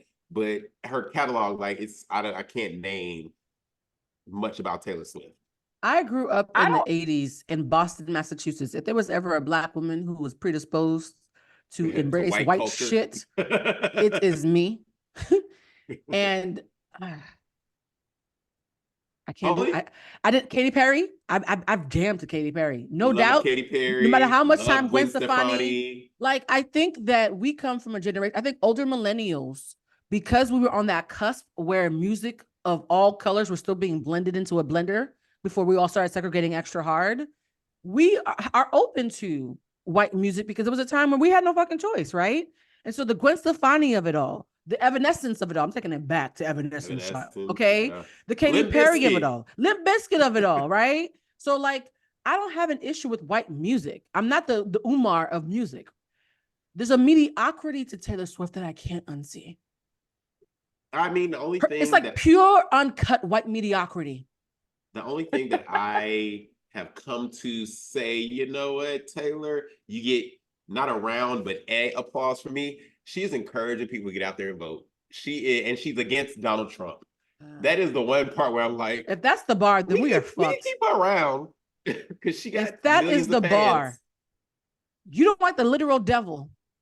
For today, that is my bar for Taylor. For me, not just completely hating and rejecting Taylor Swift. The fact that and she's not saying like vote blue. The fact that she's encouraging people to get out there and vote. I'm sorry, that's the one thing I need these public figures to do. But you know what? One thing I will say, what I'll say about Taylor Swift though, what I enjoy about her is how she will break up with a dude and make a whole song about him. And make a diss track. I make a diss track. Yeah. Taylor Swift, I'm gonna say it right now. Taylor Swift, even though I'm not a fan, makes better diss tracks than Nicki Minaj as of late. And she does, and I love it. And I remember this one song. I don't remember what the name of it's called, but she had a line in there, and she was like, "I'm a nightmare dressed like a daydream," and I really understand that. Okay, all right. I'm a nightmare dressed like a daydream. Do you know what, are you a Cancer? Right? Are you a Cancer? Do you know what the disconnect is with Taylor Swift is? She is the epitome of white womanhood, good and bad. Yeah, but I agree. And so if you did y'all see? Have you ever seen that commercial of her where she's like on the treadmill and she's singing and she fucking falls? On her face. Yeah. Oh my God, that's so funny. Like, and I like the fact that she is willing to laugh at herself and she's willing to get on live television and fall on her face. That's still very white womanhood. I'm sorry, because the word of Carmen Diaz and Jennifer, what's her face? I'm not negating that. Yuck. Look at me, I'm hot and blonde, and I can laugh at myself. Like, oh, child. Again, she is telling the people to vote, and that's just something that for me, I can say, I ain't gonna play your music. I'm not going to the concert. I'm not going to the movie, but I ain't gonna sit here and just shit on you because you're at least being responsible. The fact that that's really all it takes at this point, like, just a little bit of responsibility. Like if Nicki would have ended Bigfoot and said, "Y'all go vote," you might have been like, "She won." She would not display. Wow. Wow. This show. Okay. I want to see how much we're going to go off the rails. We're being very responsible today. Speaking of problematic women, since that's what we're talking about, there was another one, but go ahead. Outside of the Nicki Minaj and Megan Thee Stallion beef, you know what my favorite little beef was? It was only involving one woman. This past weekend, did you see Justin Timberlake release his new song "Selfish" and Britney Spears? Britney is not problematic. We are Team Britney here. Spears fans. They made her song also titled "Selfish" from 13 or so years ago. Number one, just to knock Justin out. I love it. This is a pro appreciate that. Britney podcast. It is pro Britney Spears that's the white woman that we do stand for. That was my favorite beef of the weekend because that shit was so funny. She issued an apology to she felt because Britney's so sensitive. What Britney said? Can somebody Google her sign? That's her right for jealous. Yeah, she was like, okay, I'm sorry for anybody I hurt in my book, even though he told me to abort our baby. And Justin, I like your song Selfish. I was like, oh, Britney, go sit down. It's okay, baby. Brittany Jean, she was born December 2nd. That is she's a Sag. That's why she a little ticky boom. Yeah. Sag will have everything to lose and still risk it. But Jeffrey, to your point, speaking of, there's three actually women behaving badly. This whole episode is about us chin checking women who got us confused. There's a mini beef happening that nobody cares about except for maybe Annie fans. Ice Spice apparently is mad at Lotto. At Lotto. And has a song called Fart because you think you're the shit, but you're just a fart. No, you think you're the shit, you're not even a fart. It's very bad. It's very bad. What are they mad at each other about? Well, apparently, people are speculating because Ice Spice is Team Nicki, and Lotto is anti-Nicki. That is just a random thing that popped up, and you know that song that she had with Cardi that went viral, "Rip Me Out the Plastic." I've been acting brand new. Yeah, the song is called On the Floor. So in one part of the song, Ice Spice says, "Bitch, you on the floor, get up, what's wrong with you?" I was like, oh my God. I am Team like, Lotto. I'm sorry, I'm Team Lotto. I'm Team Cardi and Lotto in this respect. Since Lotto's came out, I've always been like, this girl is out here doing it. Y'all giving me these Ice Spices. Yeah, y'all giving Ice Spice and some of these other girls giving half the energy. Lotto been out here. What that girl I call Ice Spice OnlyFans Annie is what I call Ice Spice. What that girl? Y'all remember that video, that social media video that the albino girl with the glasses? She's kind of cross-eyed. She looked like she had a dream that she looked like Lotto and met her. Yeah, and Lotto's that when Annie and not Annie, what's the girl named Ice Spice? Same difference. When Ice Spice came out there, I was like, "Big Lotto, bitch, fuck y'all look like you." That's all I think about. No, you know what it is? I think we like people who, aside from the hoopla, actually have talent. Yeah, that's why the Nicki thing broke my heart because she's a horrible person. I will say that to the camera, and you guys know how I am. If I ever saw her, I would still say that to her face. Touch me and I'm suing you. I think Nicki's a bad person. Okay. But she's amazingly talented. R. Kelly, bad person, amazingly talented. Lotto, lovely person, amazingly talented. Ice Spice, OnlyFans Annie, I couldn't find talent. But you think you're the shit. You're not even a fart. I can't do it, y'all. I can't. I love the girls. Yeah, it's hickory dickory. I feel like Gracie's Corner, that kid show, has better raps than Ice Spice. The last woman behaving badly that I want to talk about is Just Hilarious. Now, you know, Just Hilarious is problematic, and she has a problem with the gays and the trans and anybody who's under the rainbow, and she puts in her Baltimore voice as if that's supposed to make us scared of her.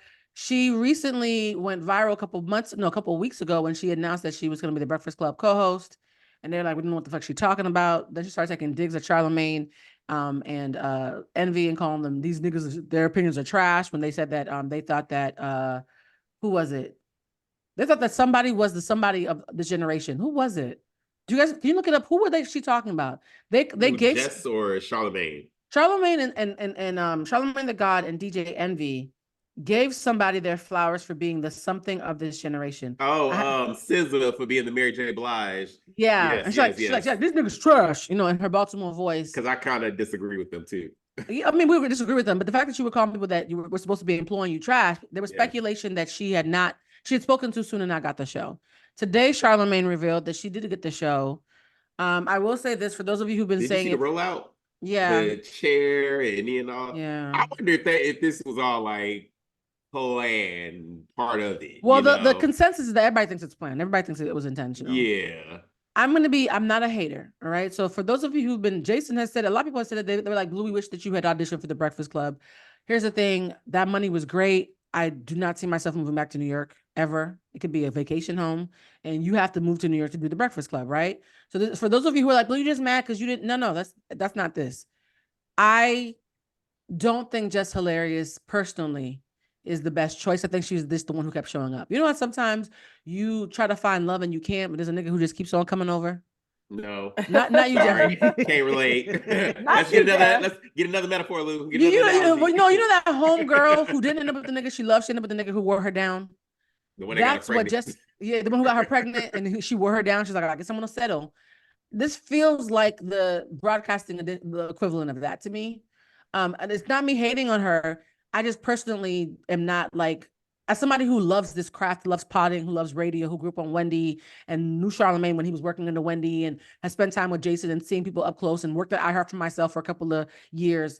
I love this industry so much. I do not think Just Hilarious brings anything new to it aside from clicks and sensationalism, which they could have gotten from anybody from VH1, to be perfectly honest. However, do you think the rollout was a great idea though? Like, number one, do you guys like her as a choice? There's no right or wrong answer. And do you think the rollout worked?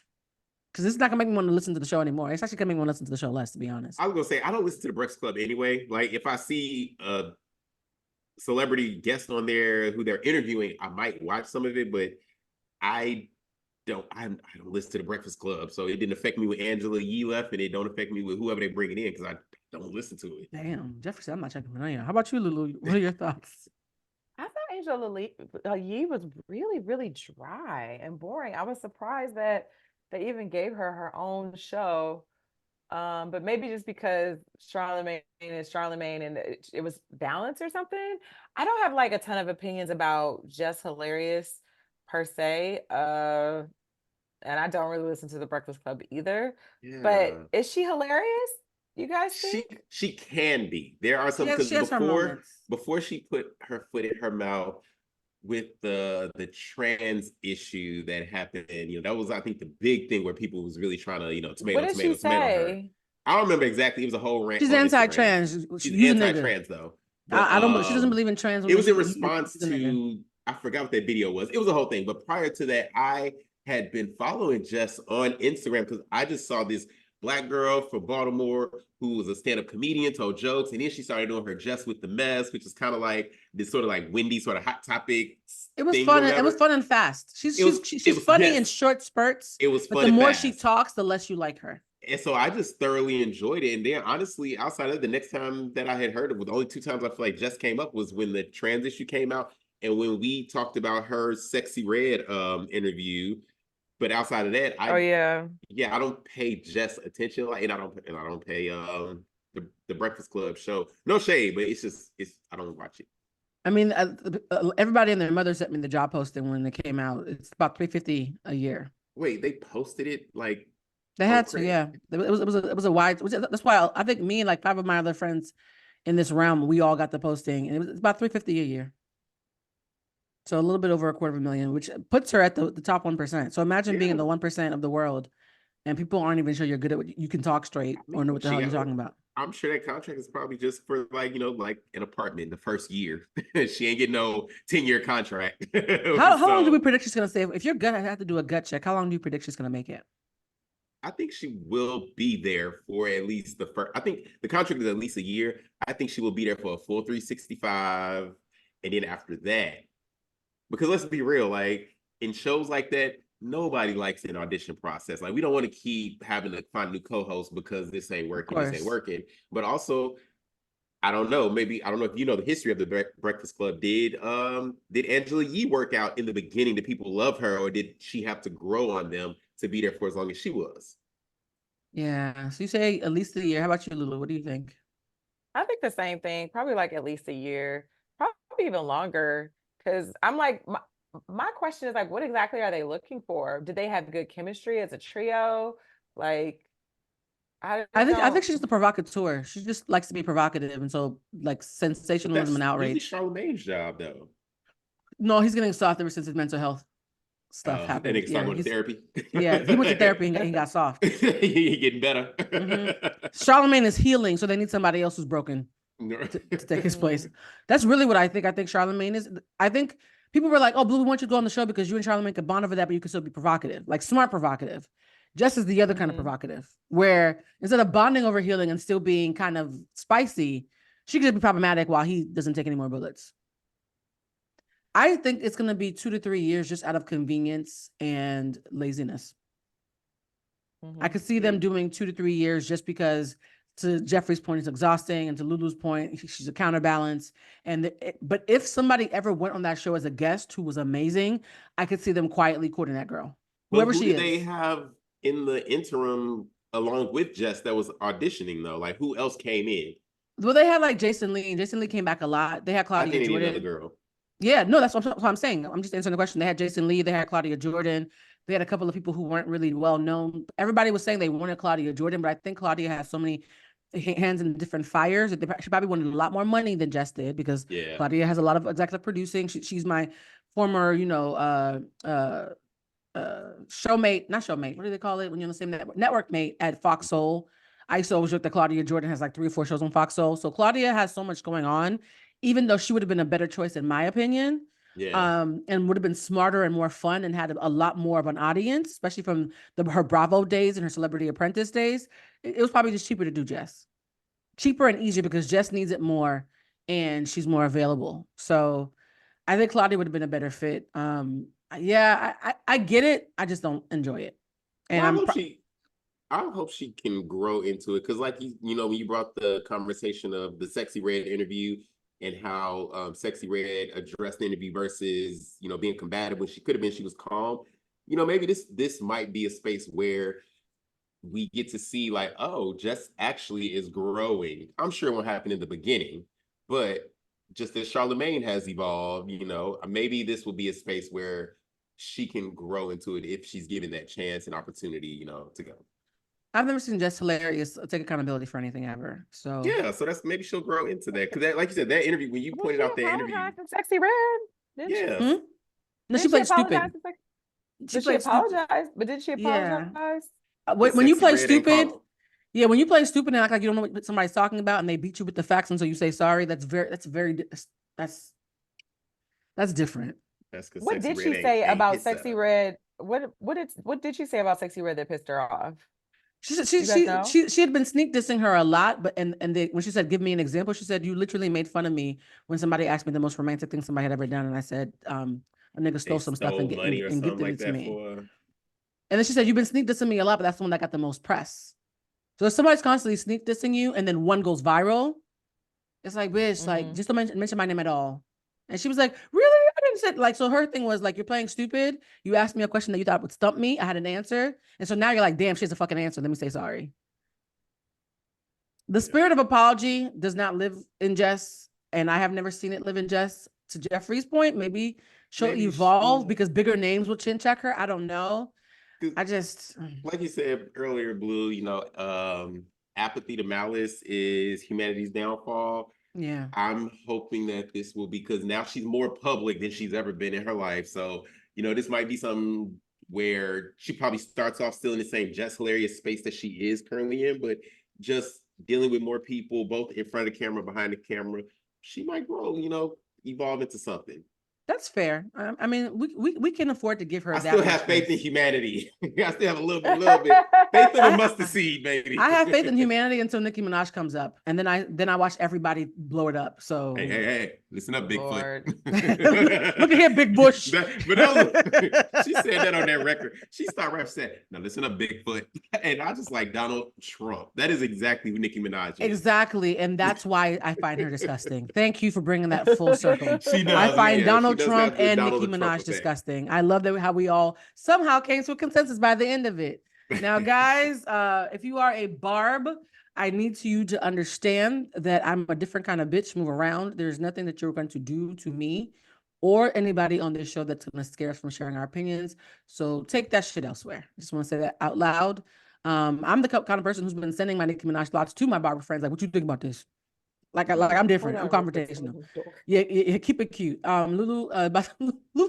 She said somebody's knocking at her door. Oh, somebody's knocking at her door before. While we're doing the outro, y'all, we were about to do the outro. We're just gonna wait for Lulu to make sure that it's not the killer. Don't forget the phone nearby. Remember when Wendy used to be like, "Oh, it's the killer." It's good. Yo, can I just say that I miss Wendy Williams in the midst of this? Yo, today would have been a great day for Wendy Williams. Between Diddy and Nicki, Wendy would have been eating for months. But I also say though, it would have been a great day for not for Nicki. I'm sorry, for Wendy in her prime. Because I'm gonna be real, them last like 2 seasons of the Wendy Williams show, you could tell Wendy wasn't hitting it like she was in the, first Yeah. 8 or 9 seasons of the show. So But that's her why I'm like, inaccuracy almost became part of the shtick.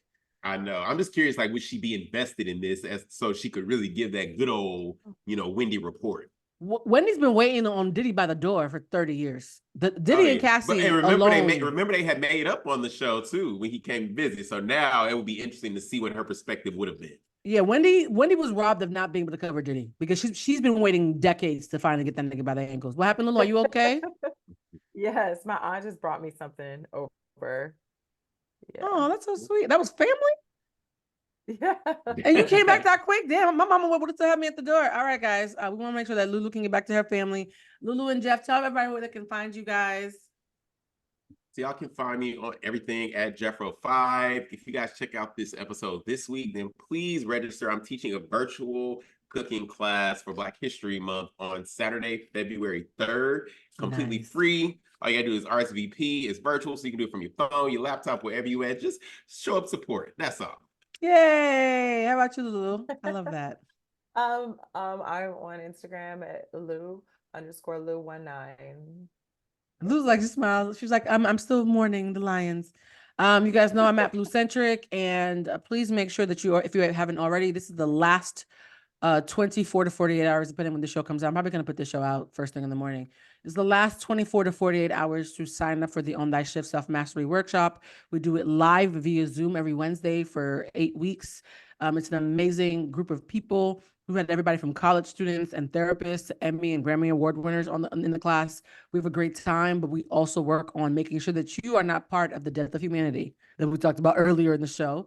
Also, if you just like kikiing with us through the show, it's your chance to actually spend some time with me in real time. I know I'm pimping myself out, but I've been told that half the folks show up just so they can have an excuse to talk to me. I will say this though, it's a group setting, and Jeffrey and Lulu, let me know if you guys are open to joining, because we do it Wednesdays, and the first one's Wednesday at 5 Pacific. It's only 2 hours. I think it could be fun. Text me if you're down. And also, just as an FYI, because I mentioned it earlier, I just went into my Spotify and went to the settings and clicked the option to no longer play any music by R. Kelly. Oh, wow. Look at God working through you. A nigga from Chicago has just removed R. Kelly. If I say I'm going to do something, I'm going to do it. Well, I love that, but let me just finish the plug. The I'm workshop. so sorry. I thought you was done. I'm so sorry. No, I haven't given the URL.